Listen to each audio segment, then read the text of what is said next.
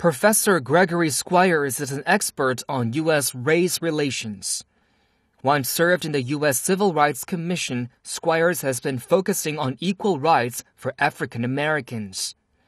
By trying to explain the U.S. racial problems that has sparked national concerns since the Ferguson riots last year, Professor Squires said racial inequality are grounded in economics. In other words, the whites are much richer than the blacks. And depending on which study you read, the typical white family has anywhere from 6 to 20 times the wealth of the typical black family. Once you have these disparities in place, they tend to perpetuate themselves over time. So even if you were to eliminate any vestige of intolerance or prejudice from the hearts and minds of the American population today, as long as one group of people has 6 to 20 times the wealth of another group of people, that's going to have built-in advantages that it will perpetuate racial inequality for years to come in the absence of conscious, intentional policy to eliminate those disparities.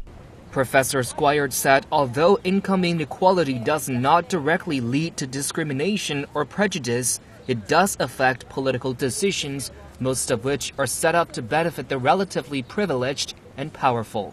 It is the case, and there's all kinds of public opinion surveys showing that white Americans are more open to principles of equal opportunity. But prejudice persists. There's also various forms of institutional or structural inequality. For example, we fund public education primarily, or public schooling primarily on the basis of local property taxes.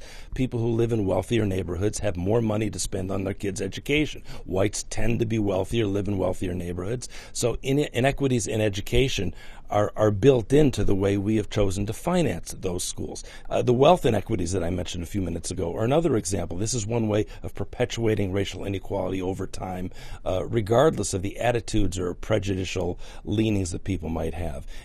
And it's like a vicious circle. The rich get better education, better jobs, and then become even richer, while the poor just stand to be poor. Class differences are real. And they matter. And it probably is the case that those people of color who have been able to get an education have been able to take advantage of what American society has to offer better than others. We see a lot of discussion of concentrated poverty and people who continue to live well below the poverty line, and they're suffering probably as much as any poor population has suffered in previous generations.